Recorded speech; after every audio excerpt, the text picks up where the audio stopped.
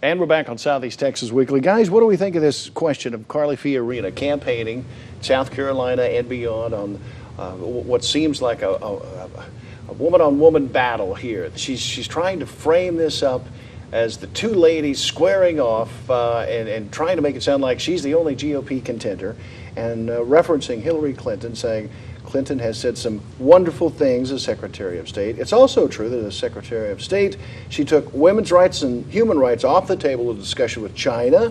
It's true as Secretary, she called Bashar al-Assad of Syria a positive reformer. She said Iraq was a free, stable, sovereign nation. Now we have a nation falling apart, Iranian influence growing, ISIS growing. These are the words of Carly Fiorina. Is her star beginning to rise, and do any of these attacks land when it comes to Hillary Clinton? Carly Fiorina, like you were talking earlier, she's running for vice president, and the GOP just may put her on the ticket to have a woman going out doing the most blistering attacks against Senator Clinton, who clearly is going to be the nominee.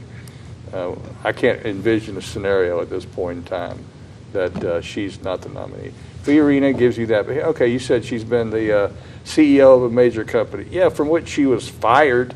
You said she was for equal pay for women. You know who builds those Hewlett-Packard computers? Serfs in third world countries that are making 25 cents an hour. Yeah, but some of them are women.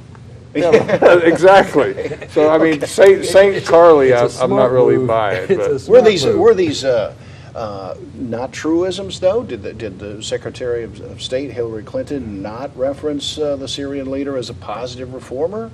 Well, I'm sure she did during her term as Secretary of State, and she's in a quasi-political office.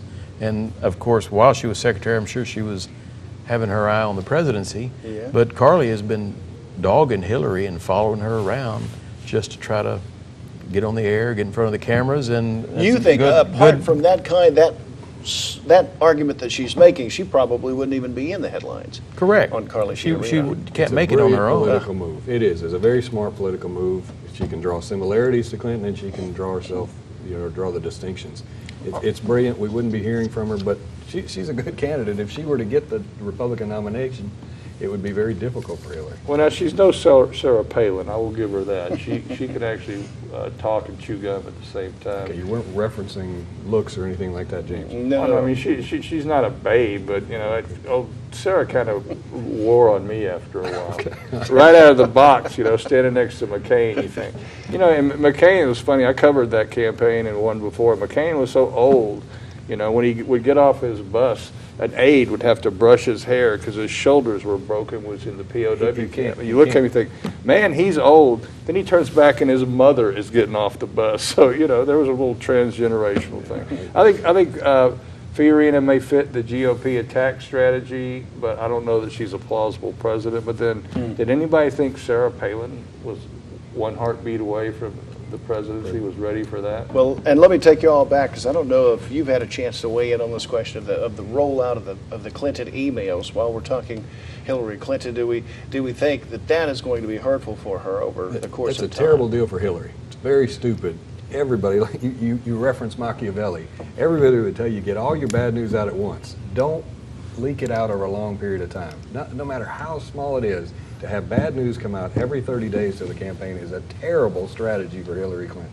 What do you think of that, I think, yeah, but no matter what she did, they're going to be trying to bleed her at every instance, on every point. The fact is, she was, as Theodore Roosevelt said, in the arena. All these little quotations you gave about when she was Secretary of State, you don't have a time on there. At one time, when Syria was being invaded by the Muslim Brotherhood, we had a geopolitical reason for aligning with one faction or another. But I tell you what, in the Middle East, you can't win. There's no good faction. There's no right answer. Same thing with China. The good guys are the lesser of the bad guys, is the point you're making. But guaranteeing you have an appointment with bad news every 30 days is stupid. Oh, it is. And, but if there's anything I think after a while, when people keep getting barraged with it, she may have some really bad stuff that may come out in 6 months. Oh, I think and people will just get tired. Oh, it's another Hillary email. I think any really bad stuff is going to be not there. It's going to be made to disappear. What they don't want to have is anything embarrassing like, oh, the King of Morocco put his hand on my ass, or, you know, and for Benghazi, what do they, Saturday Night Live did a skit where they had, you know, her true emails. Yeah, we'll screw those, the Benghazi, and she was plotting the whole thing. I don't think And- they're looking for anything political. They're looking for stuff that's Maybe personal. Even the little stuff, huh? Exactly. Anything. And with anything. that, we have to let it go because we're just out of time, for goodness sake. You guys did a tremendous job, and we appreciate you, and we appreciate you for watching. We hope you'll come back in 2 weeks to be sure and catch our political version of Southeast Texas Weekly. Have a great week. Southeast Texas Weekly, brought to you by the Modern Vein Surgery Institute at Privity Clinic for Surgical Care.